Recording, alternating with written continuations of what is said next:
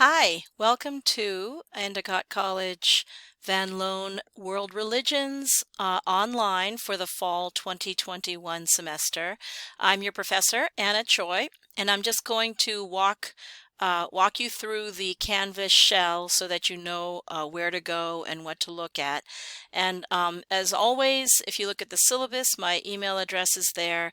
You can just contact me at any point and we can Zoom and chat or correspond via email. Okay, so I'm going to take you to the class.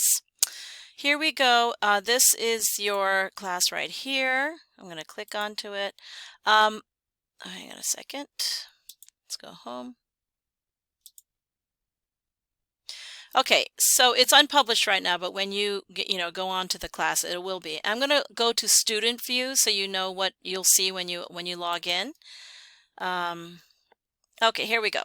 So it's Fall 21 World Religions. It's online, 3 credits. It goes from September 7th to October 25th.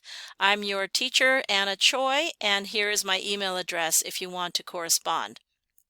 I absolutely want you to correspond through the Canvas inbox if you can. So go on to Canvas and then correspond with me that way, not with regular Endicott email, because it gets clogged up with a lot of administrative stuff from the school and from the department and things like that. And sometimes your student emails will get lost in my regular Endicott email. So please correspond through the inbox in Canvas, and that way I only see the student emails. Okay? All right. So on the home page, you'll see that there's a syllabus. Here's a course description. Here's the learning outcomes. There are 2 books that you have to get. One is The World's Wisdom by Philip Novak, and that is also available as an ebook. So in case you order it through Amazon and they say it's going to take 3-4 weeks, cancel the order and just get the ebook. Okay. The second book is called The World's Religions by Houston Smith.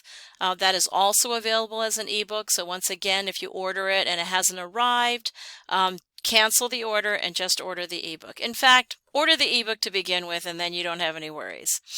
I have outlined the whole class in the syllabus, but it's also going to be outlined under modules.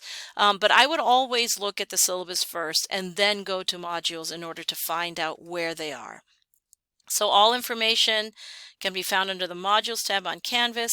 For each PowerPoint, there are 2 or 3, and actually sometimes 4, 15-minute videos from me that explain the PowerPoint. So it's important that you read through the PowerPoint and then, do the videos to accompany it. And in the videos, I'll say, hey, pay close attention to this particular section. Pay close attention to that because it's probably going to be on the test. Okay? Canvas is only a storage area for your grades. The real outline for your grade is in this syllabus. So please don't ask me at the end of the semester, why is my grade like this on Canvas? That isn't your grade. It's a storage area, and you can take a look at syllabus and don't email me about that because I already told you the grade on Canvas is not your final grade. Okay. I can always meet you via Zoom. In general, you should suggest 3 or 4 times to meet, and then I'll accommodate your schedule because I'm pretty flexible. I have very full days on Tuesdays and Thursdays, but Monday, Wednesday, Fridays, and weekends, I'm absolutely, flexible. So don't just email me and say, hey, I want to meet. Suggest 2 or 3 times during the day or even in the evening. Okay? You absolutely have to keep to deadlines. I have many, many students in many, many different classes. And if I make exceptions for 1 or 2 or 3, it's actually kind of confusing. I confuse myself as to who I've given deadlines to and how far and how less or whatever. Obviously, if there are extenuating circumstances, email me by all means. But, if you just miss it and you haven't logged on to the class for a while, I'm sorry. But there are plenty of discussions and assignments that you should be fine if you miss 1 or 2. Okay. Actually, I have changed the test having a setting for lockdown browser. Because you are online, I remove that. So essentially you have like a full 2 or 3 days to take it, using any materials that you have. So I'm going to actually remove that. Here's the syllabus. Okay, so for each kind of block of 4 to 5 days, here are the things that you need to do. So for example, the first week I've actually given you quite a bit of time because some people enter the class late, or they don't have their books yet, or whatever. So I'm giving you quite a bit of time, and the only thing that you have to do is introduce yourself in discussion number 1. Start reading the Hinduism. Here's a little section on Vedism that you're responsible for. Watch the accompanying videos, read the Smith chapter, and then do the first assignment. So there's a mix of about 8 or 9 assignments, about 8 or 9 discussion posts. So there's a variety of things that will determine your grade. So don't worry if you don't happen to be a very good test taker or whatever. And once again, I'm always available for you to go over the study guide or the terms before the test. You just have to kind of take advantage of me, okay? Take advantage that I am here even though it's online. The first test will be on September 15th. Comes up pretty quick, and you will have about 3 or 4 days to take the test. You'll have 3 hours to do it once you start. The timer starts as soon as you take it, so you better make sure that you have all your PowerPoints, books, notes, everything in front of you, and you'll only have 3 hours to take it. My recommendation to you is do not cut and paste. Now I'm going to say that again. Do not Google and cut and paste. Because if I don't understand your answer, you probably don't either. And you must demonstrate that you actually understand the material and write in your own words. And these are articulate, well thought out sentences with a subject, verb, and predicate that are complete with a complete thought. So if I see that you were just Googling answers and cutting and pasting, and they really don't make sense in the context of the particular unit that we're on, I can't really give you credit for not really reading your answer. Do you know what I mean?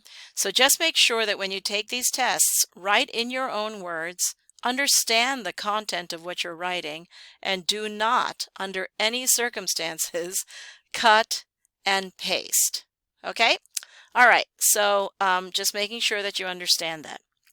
Same thing happens with Buddhism and then Judaism and Christianity. Essentially, I've compartmentalized each section into about 3 to 4 days, and then you generally have 2 or 3 days to take the test, using anything that you need. Okay, so let me, please read this very, very, very carefully. Here's the evaluation methods. Discussions are worth 20%, 4 tests are worth 15% each, and assignments are worth 20%. Okay? I absolutely have a firm deadline for October 24th for the completion of this class because I actually need to submit final grades by October 25th. So if you miss anything beyond that date, I'm sorry, but I cannot help you. Here's the ADA policy. Here's the academic integrity statement. Now, once again, this applies to the cut and pasting. If you're cutting and pasting, that means you're cheating and you're not using your own work. So that's another reason to kind of, not do that type of methodology. ADA, if you have any learning disabilities or you need academic assistance, please go check into this link right here and make sure that the ADA office is aware of what academic difficulties you might be having, or students with disabilities. If you have any disabilities, make sure you inform them. Okay, at the bottom of the syllabus, you'll see all these deadlines and what you need to do, right? And obviously you can take a look at that. Or here's the Zoom tab in case you want to meet. Here's your grades tab to see, whether all your assignments have been graded.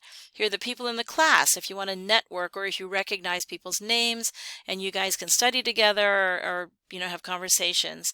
And this is the other important tab. This is called modules. And this is where you introduce yourself. Here's the discussion for introduction. Here's the syllabus. Here's the PowerPoint. I'll just give you an example of the Hinduism PowerPoint.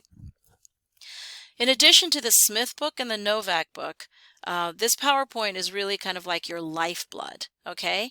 So as you read through this PowerPoint, which has a lot of information, and even the very first page will say, this is what you're going to learn about, and the tests are probably going to be based on the information here, which actually comes from the Smith book. So if you do the reading, you read the PowerPoint, you watch the videos, you do the assignments, you should be fine.